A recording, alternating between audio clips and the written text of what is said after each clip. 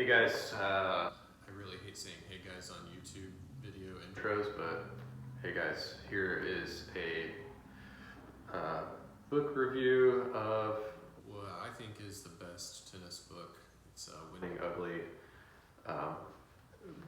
by Brad Gilbert and Steve Jamison with a new chapter by Andre Agassi. So really an easy book to read.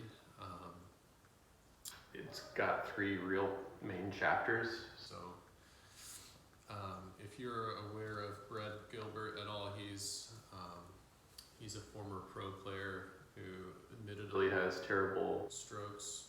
It's got to be pretty athletic to be a pro tennis player, but his claim to fame is beating some people that he probably shouldn't have, using, leveraging the best possible tactics and finding ways to beat people. So yeah, anyway, Brad he's like a commentator now on a lot of the tennis stuff on like ESPN or whatever, but he's kind of a controversial, kind of a weird guy. But reading the book, it reads a lot like he was on like one of those jabbers or some where he just takes voice to text, and then probably Steve Jamison cleaned it up with editing and made it easier to read. But it totally reads just like he talks. So you can kind of read this in Brad Gilbert's voice, especially of course the stories, and it is in that first person tense. So yeah, anyway, I think the 3 chapters in this book really are the early edge, playing smart, and mind games. Sorry, I have terrible handwriting, especially on a whiteboard, but if you, in my opinion, the early edge is probably the most informational. I think it's mostly good for, in TRP beginners, 2.0 or 2.5 beginners to even 4.5 and 5.0 players. I think most 4.5, 5.0 players won't get a whole lot out of it, but it is a good reminder for things like coming prepared with 2 freshly strung rackets, have the water on the court, bring your towel, bring your shoes, and just be prepared for the match. I know I suffer from some of that. I'll be lazy or something, show up to a practice match with old rackets, break a string and play with another racket that's not as dialed in. So it's good to always be ready for the match. And I think that's probably one of the better reminders in the book. Playing smart, of course, for me is huge to think about. Playing odds. Yeah, you may get smoked by a certain shot from a guy or girl, but if it's a lower percentage shot, you want them to keep going for it, right? If you win 6 times and they lose 4 times, you're going to win the match.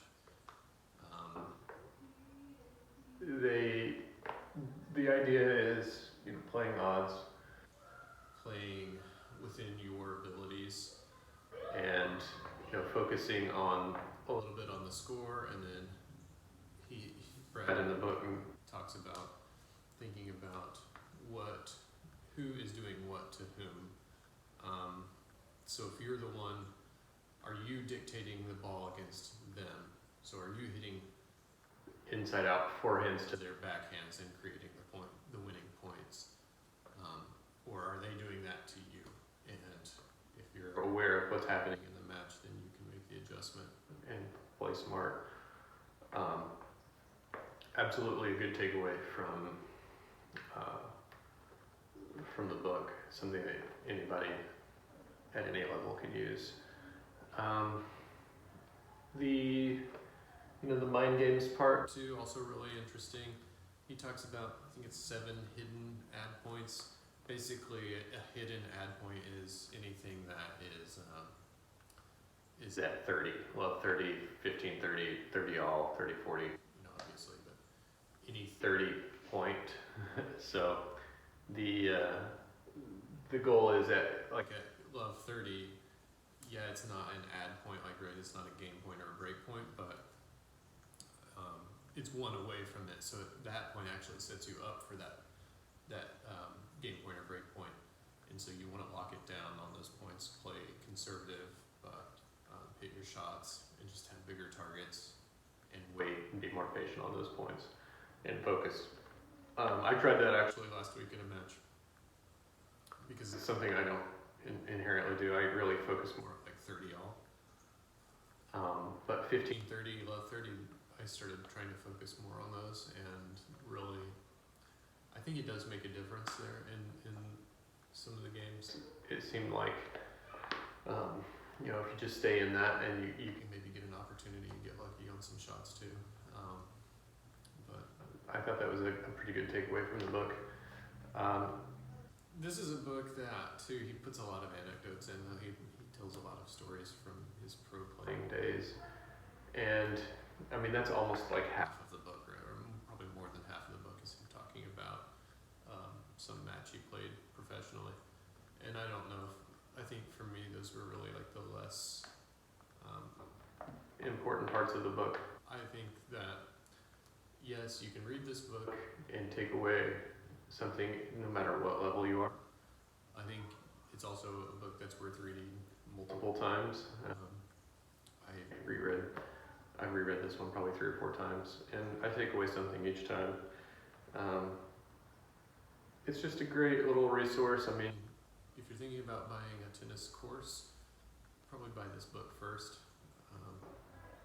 Don't just sign up for an expensive course. This is a cheap resource that you can take away on your, and improve your game in some ways probably. So, yeah, really cool picture of Brad Gilbert on here too.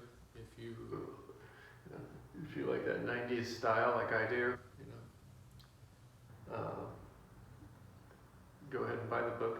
I've got the link down on Amazon. If you guys like some book reviews, I was thinking about doing The Inner Game of Tennis.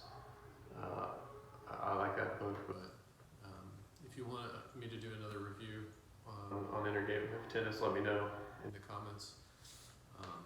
But yeah, if you've read this book, I'd be curious to know what you guys thought too. So feel free to comment, subscribe if you want, like it if you liked it, dislike it if you disliked it. Appreciate you guys watching this far.